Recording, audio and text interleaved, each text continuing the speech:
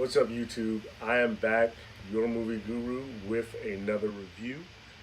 This time, right in time for October, I'm reviewing Halloween. Michael Myers is back. It is to terrorize Haddonfield once again.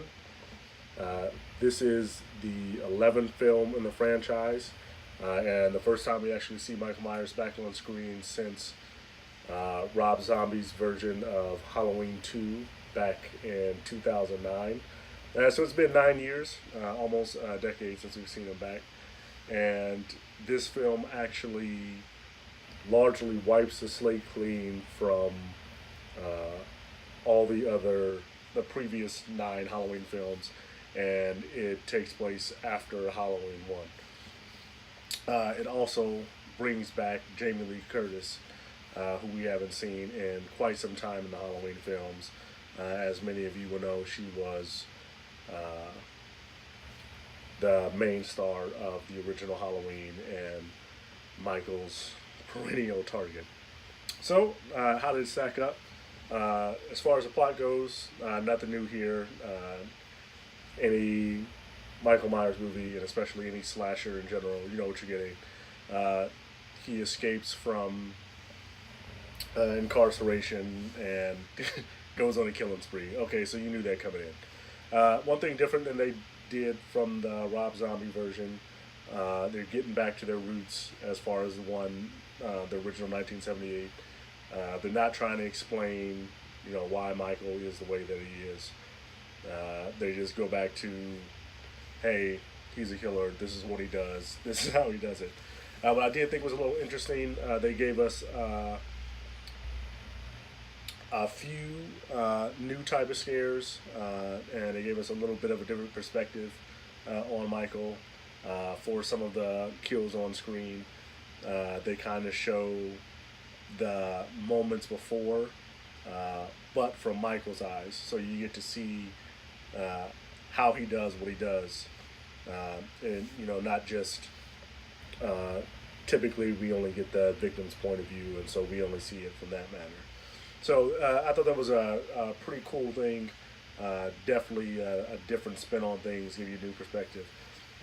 And then the biggest change that I saw in this film that I thought was pretty cool was the fact that, and all the other films, not just Halloween films, but slasher films in general, you've seen just kind of the victims being the victim.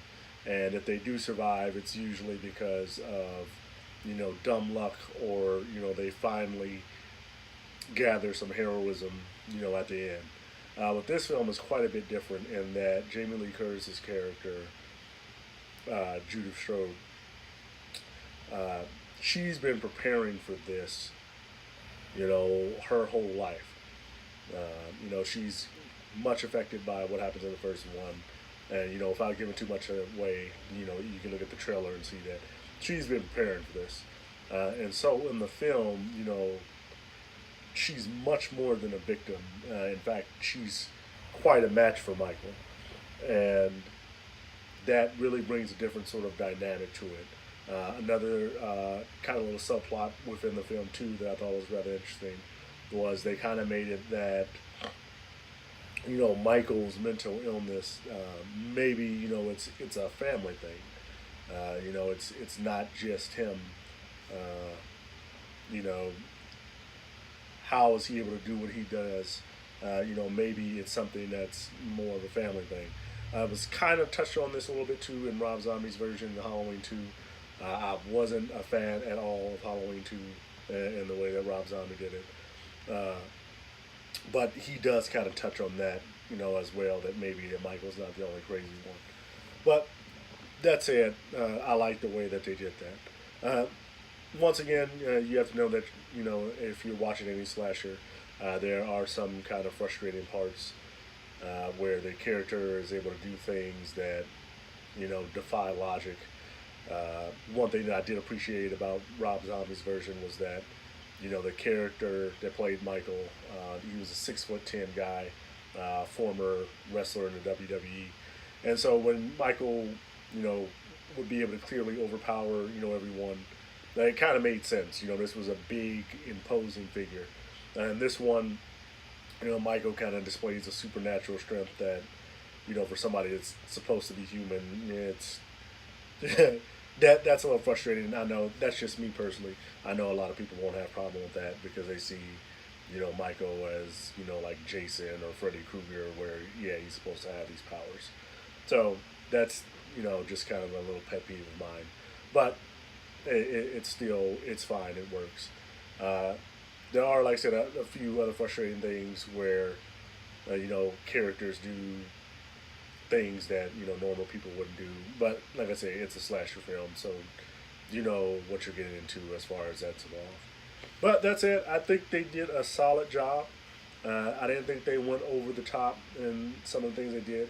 I think they went back to the formula of the first one, and while I don't think it was quite as creepy as the first